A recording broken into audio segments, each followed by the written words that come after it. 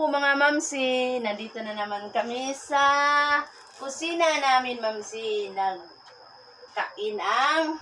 Kumain ang biyanan ko mamsi. Sinabayan ko siya dito mamsi para meron siyang kasama. Dinigyan ko siya ng kimchi.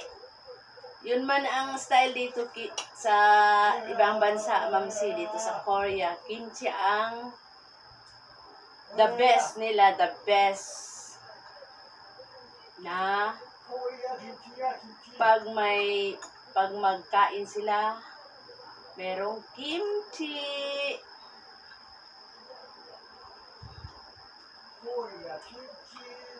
Korea kimchi.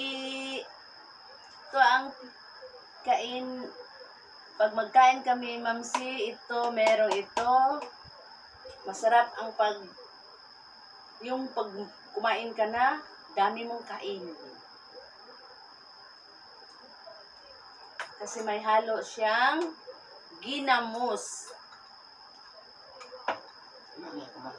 Majimak kimchi. Bigyan ko siya ng kimchi, mamsi, para masarap ang pagkain niya.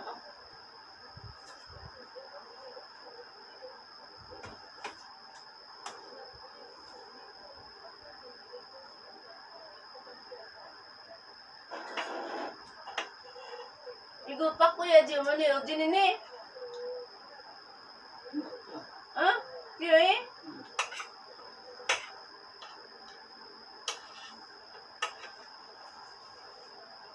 Sakit ang liig niya, mamsi, kasi doon sa Seoul, doon siya nakatira ng parang 1 year, 8 months siguro, 8 months, doon siya sa anak niya isa.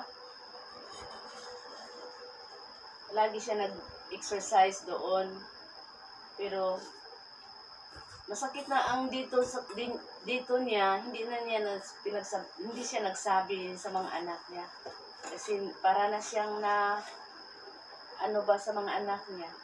Para na siyang nahiya. Kaya hindi na lang siya nagsabi.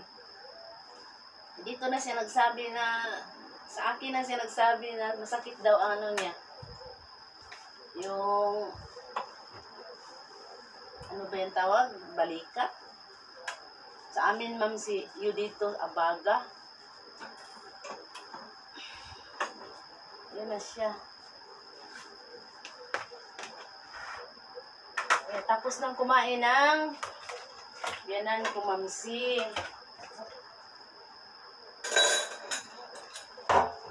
Ganyan siya, mamsi.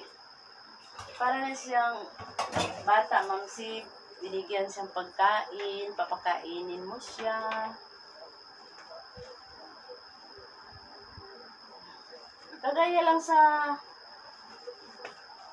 ina natin na papakainin, para pag wala ng lakas, hindi na, pag wala ng lakas ng ina nyo,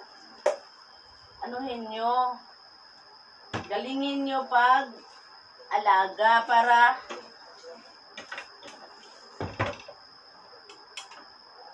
may isusukli kayo sa ina nyo.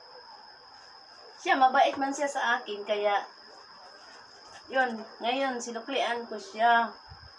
Mabait siya sa akin. Pagpunta ko dito, hindi siya mag-utos sa akin.